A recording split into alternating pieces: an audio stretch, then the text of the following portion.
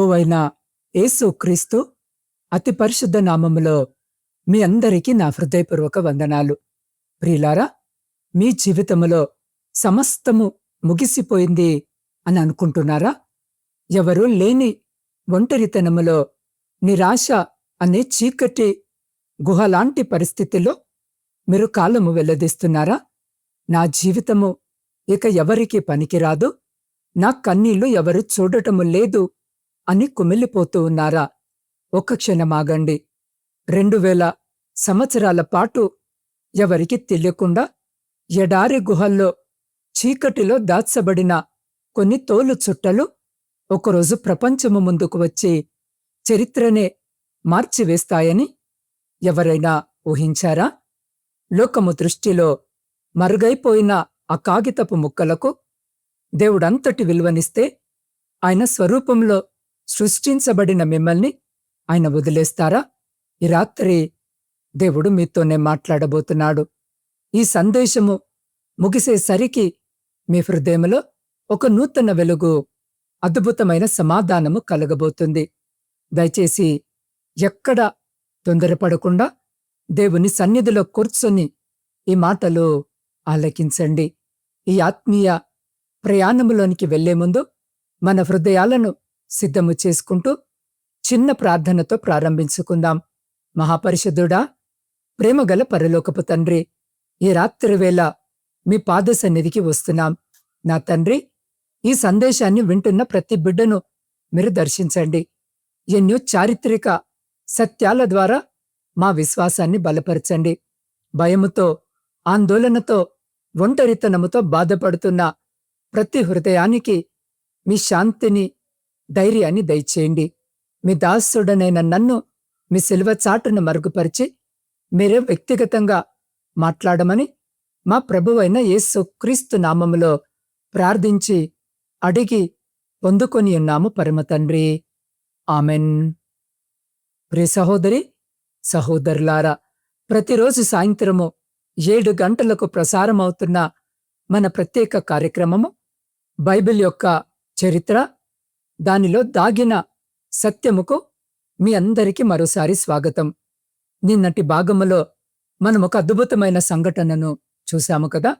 1947వ సంవత్సరములో ఒక సాధారణ యువ గొర్రెల కాపరి కుమ్రాన్ ప్రాంతములోని ఒక గుహలోకి రాయి విసిరినప్పుడు అక్కడ దాగి ఉన్న కుండలు పగిలి ప్రపంచ బైబిల్ చరిత్రనే మార్చివేసిన మహోన్నత ఆవిష్కరణ వెలుగులోకి వచ్చింది. ఆ గుహలలో దొరికిన తోలు చుట్టలు తరువాత మృత సముద్రపు చుట్టలు అని ప్రపంచవ్యాప్తంగా ప్రసిద్ధి పొందాయి. కాని అసలు ఆ చుట్టలలో ఏముంది?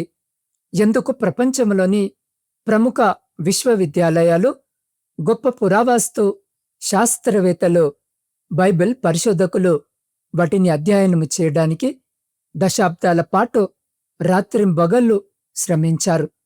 ఈరోజు ఆ ప్రశ్నలకు గల చారిత్రక ఆత్మీయ సమాధానాలను మనము లోతుగా తెలుసుకుందాం. మొదట ఆ గుహలను కనుగొన్నప్పుడు పరిశోధకులు భావించిందేమిటంటే, బహుశా ఇందులో కొన్ని పురాతన సాధారణ లేఖలు లేదా వ్యాపార పత్రాలు ఉండవచ్చు అని. కాని పరిశీలన కొనసాగే కొద్దీ వారి ఆశ్చర్యానికి అవధులు లేకుండా పోయాయి. ప్రియులారా, ఆ గుహలలో కేవలము 1-2 పత్రాలు మాత్రమే కాదు, దాదాపు 900కు పైగా ప్రాచీన లిఖిత ప్రతుల అవశేషాలు బయటపడ్డాయి. వాటిలో పాత నిబంధనలోనే అనేక గ్రంథాల నకలు పత్రాలు, యూదుల ఆరాధన రచనలు, వారి సంఘ నియమాలు, ప్రార్థనలు మరియు బైబిల్ వ్యాఖ్యానాలు కూడా ఉన్నాయి. ఇవన్నింటిలో ప్రపంచాన్ని అత్యంత ఆశ్చర్యపరిచిన, పరిశోధకుల కళ్ళలో ఆనంద బాష్పాలు తెప్పించిన ఒకే ఒక అద్భుత గ్రంథము యెషయా గ్రంథము. ప్రియులారా, యెషయా గ్రంథం ఎందుకు అంత ప్రాముఖ్యమైనదో ఒక్క క్షణం ఆలోచించండి. 1947వ సంవత్సరానికి ముందు ప్రపంచ పండితుల దగ్గర ఉన్న పూర్తి హీబ్రూ యెషయా గ్రంథము సుమారు క్రీస్తు శకము 10వ శతాబ్దానికి చెందినది. అంటే యేసుక్రీస్తు పుట్టిన 1000 సంవత్సరాల తర్వాత రాయబడిన ప్రతి మాత్రమే మన దగ్గర ఉండేది. కాని కుమ్రాన్ గుహలో దొరికిన యెషయా గ్రంథము దాదాపు క్రీస్తు పూర్వము 2వ శతాబ్దానికి చెందినదిగా శాస్త్రవేత్తలు నిర్ధారించారు. అంటే సుమారు 1000 సంవత్సరాల కంటే ఎక్కువ ప్రాచీనమైన ప్రతిని పరిశోధకులు మొదటిసారిగా తమ కళ్ళతో చూశారు. ఆ సమయంలో లోకములో ఉన్న విమర్శకులు, అవిశ్వాసుల మనసులో ఒకే ప్రశ్న మెదిలింది. ఈ 1000 సంవత్సరాల కాలంలో బైబిల్ ఎన్నో చేతులు మారింది కదా, మరి ఇంకెంత మారిపోయిందో అని సందేహించారు.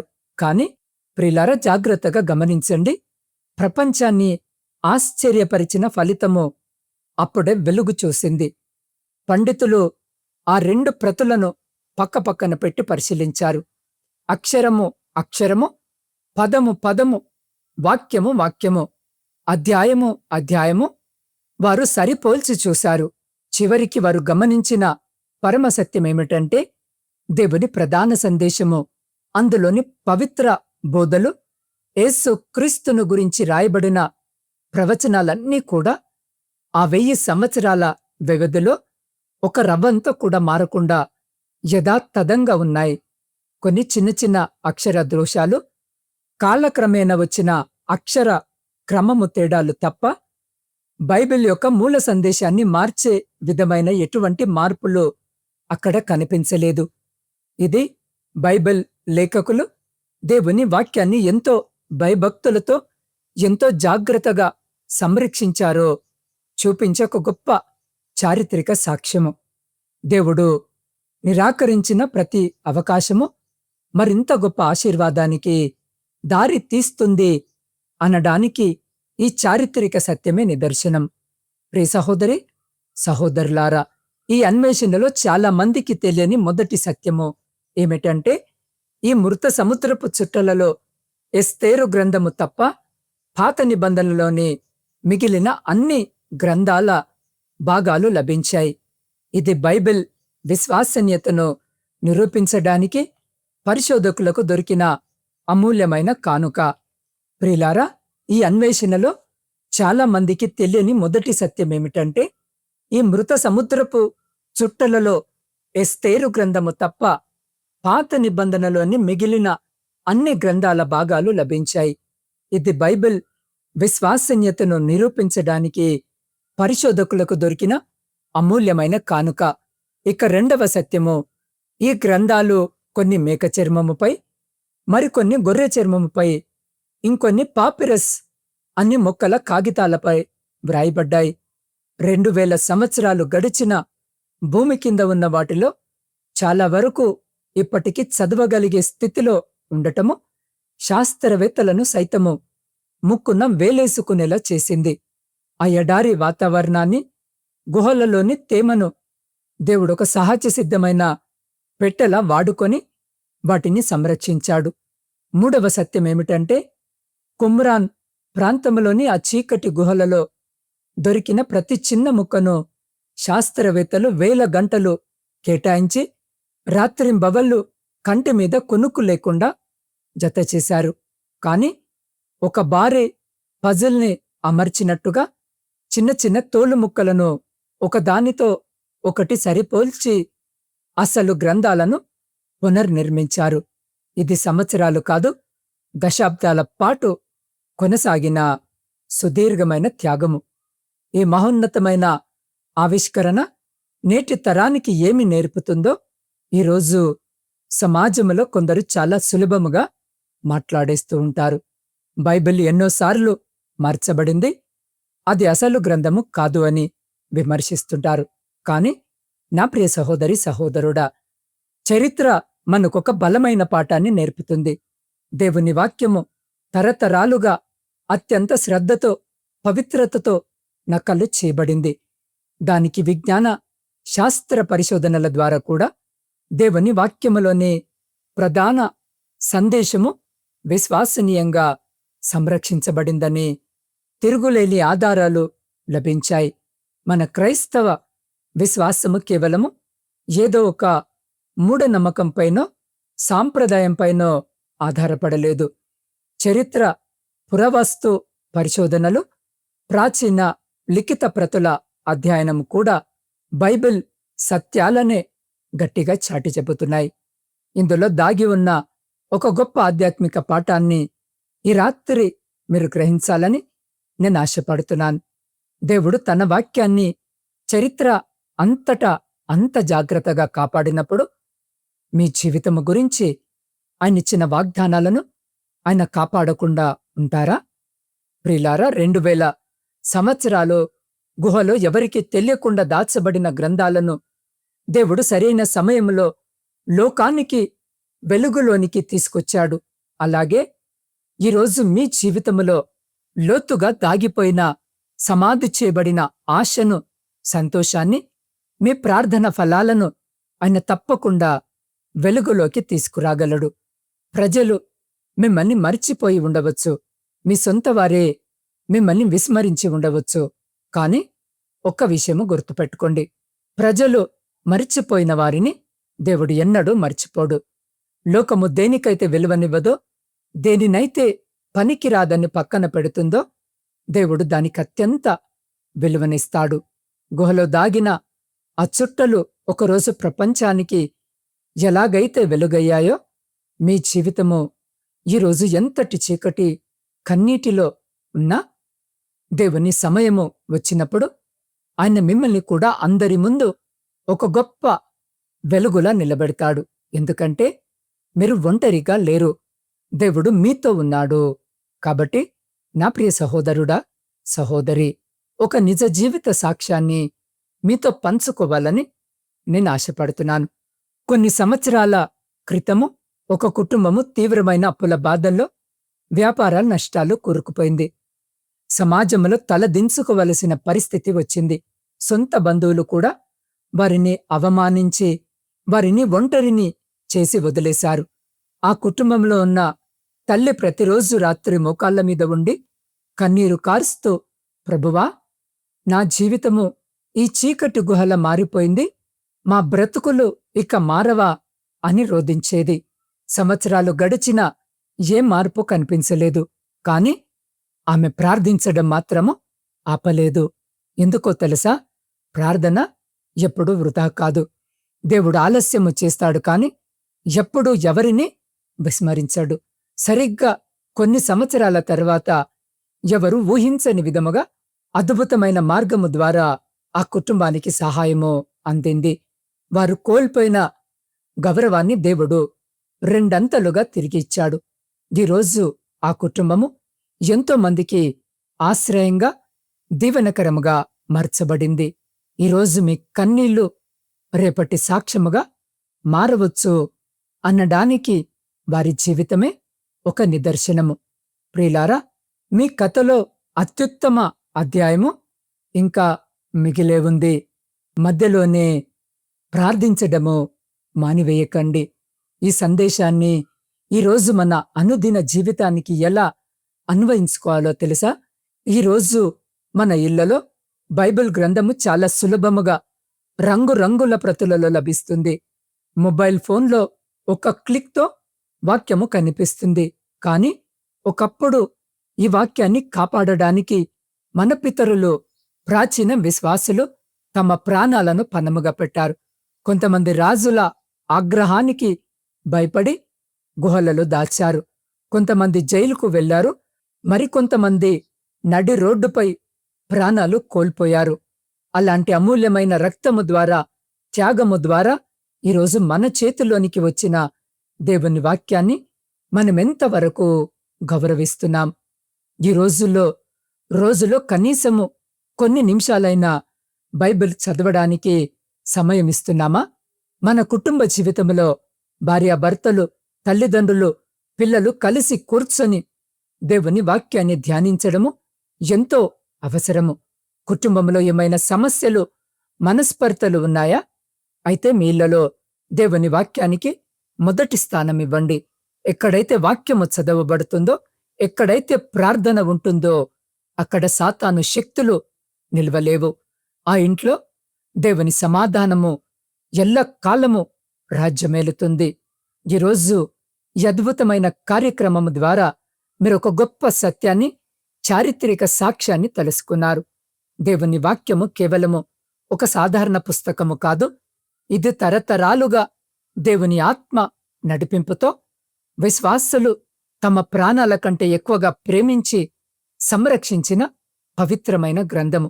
మీ ఇంట్లో బైబిల్ ఉంటే ఈ రాత్రి ఒక గొప్ప తీర్మానము చేసుకోండి. ప్రభువా, నేను నీ వాక్యాన్ని కేవలము ఒక అలంకార వస్తువుల ఇంట్లో ఉంచను, నా హృదయములో దాచుకుంటాను. ప్రతిరోజు భక్తితో చదువుతాను, దాని ప్రకారము నా జీవితాన్ని జీవిస్తాను అని దేవునికి మాట ఇవ్వండి. రేపటి ఎపిసోడ్లో మనం మరింత ఉత్కంఠభరితమైన, చాలా మంది మనసులను తొలిచే ప్రశ్నలకు సమాధానాలు తెలుసుకోబోతున్నాం. అసలు బైబిల్లో 66 పుస్తకాలే ఎందుకు ఉన్నాయి? ఎందుకు కొన్ని పుస్తకాలు మాత్రమే దేవుని వాక్యంగా అంగీకరించి చేర్చారు? ఎందుకు మరికొన్ని పుస్తకాలు పక్కన పెట్టారు? నిజంగానే కొందరు ప్రచారము చేస్తున్నట్లుగా దాచిన బైబిల్ పుస్తకాలు ఏమైనా ఉన్నాయా? ఈ రోజుల్లో అంతర్జాలంలో, సామాజిక మాధ్యమాల్లో వినిపించే రకరకాల కథల్లో ఎంతవరకు నిజముంది? ఈ ప్రశ్నలన్నిటికీ ఖచ్చితమైన చారిత్రక, ఆత్మీయ ఆధారాలతో రేపటి ఎపిసోడ్లో నిజాలను విప్పి చెప్పబోతున్నాను. కాబట్టి రేపటి ఎపిసోడ్ను అస్సలు మిస్ అవ్వకండి. నా ప్రియ సహోదరి, సహోదరులారా, అందరం ఇప్పుడు కలిసి ఏక మనసుతో వీలైతే మోకరించి లేదా నిలబడి ఉండి ఆకాశము వైపు మీ చేతులెత్తి భారమైన హృదయముతో ఈ ముగింపు ప్రార్థన చేసుకుందాం. అందరూ నాతో కలిసి ఈ ప్రార్థనలో ఏకీభవించండి. మహాగణుడును మహోన్నతుడునైన మా యేసయ్యా, నీ పరిశుద్ధ నామమునకు కోట్లాది స్తోత్రాలు. తండ్రి, నీ వాక్యాన్ని చరిత్ర అంతటా కాలగమనములో ఏ లోటు రాకుండా, శత్రువుల చేతికి చిక్కకుండా ఇంత అద్భుతముగా కాపాడినందుకు నీకు హృదయపూర్వక కృతజ్ఞతలను చెల్లిస్తున్నాం. అయ్యా, ఈ రాత్రి ఈ సందేశాన్ని విన్న ప్రతి బిడ్డను, వారి కుటుంబాలను పేరు పేరున దీవించండి. ఎవరైతే తీవ్రమైన నిరాశలో, అప్పుల బాధల్లో, అనారోగ్యముతో, కుటుంబ కలహాలతో నలిగిపోతూ నా జీవితం ఒక చీకటి గుహలా మారిపోయింది అని ఏడుస్తున్నారో వారి కన్నీళ్లను మీరు తుడవండి నా తండ్రి. అయ్యా, చీకటి గుహల్లో దాగి ఉన్న సత్యాన్ని వెలుగులోనికి తెచ్చినట్లు వారి జీవితాల్లో దాగి ఉన్న ఆశీర్వాదాలను, సంతోషాన్ని ఇప్పుడే వెలుగులోనికి తీసుకురండి. వారి భయాలన్నిటినీ తొలగించి మీ దైవిక సమాధానాన్ని నింపండి. అయ్యా, మా గృహాలలో బైబిల్ గ్రంథాన్ని మేము నిర్లక్ష్యము చేయకుండా ప్రతి దినము చదివి నీ వాక్యానుసారముగా జీవించే కృపను దయచేయండి. అయ్యా, మా విశ్వాసాన్ని అంతకంతకు బలపరచమని సమస్త మహిమ, ఘనత, ప్రభావములు మీకే ఆరోపిస్తూ మా రక్షకుడైన యేసు క్రీస్తు అతి పరిశుద్ధ నామములో ప్రార్థిస్తున్నాము మా పరమ తండ్రి. ఆమెన్.